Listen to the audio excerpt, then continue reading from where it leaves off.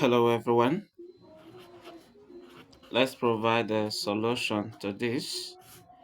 We have 2 plus x to the power of 4 equals 16, right? And we are providing the complete solution to this. So here I have 2 plus x to the power of 2, meaning I have 2 again, right? So I will raise this to the power of 2 again, so that if I have to multiply the two powers, I will now have the 4. This is equal to 16 is 4 times 4, and that is 4 squared. Now, if we take this to the left, we can now apply difference of two squares. But before then, let's expand what we have here. Okay, remember that if you have a plus b to the power of 2, this is the same thing as a squared plus 2ab then plus b squared, right? So I'm going to express this in this form. My a squared will now be 2 squared, and 2 squared is 4, right? So that means I have 4 here. Then 2ab will be 2 times 2 times x, and that will be plus 4x. Then b squared here is going to be x squared, so I write plus x squared. Now the whole of this will now have the power of 2. Okay, remember it is what we have inside the bracket that gave us this. This outside bracket square will still appear, and this is equal to 4 to the power of 2. Now what will I do? Bring this to this other side, but before then I can decide to rearrange what we have here. So we have x squared plus 4x then plus 4, right? And this is to the power of 2, and this becomes minus 4 squared on the left, and this is to the power of 0. Now from here, let's apply difference of two squares. So we have x squared plus 4x plus 4. Now I will add this to 4, which is from here. Then in the second bracket, I will subtract 4 from what we have here. So we're going to have x squared plus 4x then plus 4, and this time around we'll have minus 4. So we close the bracket and equate this to 0. That is equal to 0. So from here now we have x squared plus 4x plus 8. This is what we have in the first bracket. Then in the second bracket we have x squared plus 4x, and then 4 minus 4 is gone, so we close this and equate to 0.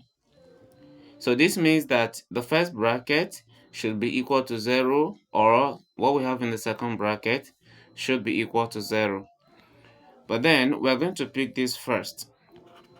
X squared plus 4x then plus 8 equals 0. From here we apply the formula method. So x is equal to minus b plus or minus, we have square root of b squared minus 4ac, everything over 2 multiplied by a. What is our a? Our a is 1, the coefficient of x. Our b is 4 and c is 8. So x will now be minus 4 in place of minus b, plus or minus b squared will be 4 squared, then minus, we have 4ac, that means we have 4 times 1 times c, and our c is 8. All of this over 2 times 1. Now our x is equal to minus 4 plus or minus, then we have 16 minus 32. Okay, how did I get that? 4 squared is 16, 4 times 1 times 8 is 32, and we divide it by 2. If we go ahead, then we have x to be equal to minus 4 plus or minus square root of 16 minus 32 is minus 16.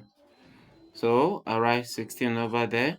Then I will divide this by 2. Okay, so x is now equal to minus 4 plus or minus. Then square root of negative 16 is 4i because of the negative. So we divide by 2. So now our x is equal to, here we have 2 into this will give us minus 2 plus or minus 2 into that again will give us 2. Then we have I. So this means that our x is equal to minus 2 plus 2i, or minus 2 minus 2i. So this is what we have as the value of x. But remember that we left out one factor, right? Let's take a look at the factor again very quickly. Okay, so we're going to pick this factor and equate to 0. We only picked this. We're going back to pick this and equate it to 0. The factor is x squared plus 4x equals 0. Now we can factorize because x is here and it's over there. By the way, this is still a quadratic equation, so x is a common factor. We have x inside, plus here we have 4. Then we equate to 0, meaning that x equals 0, or x plus 4 equals 0.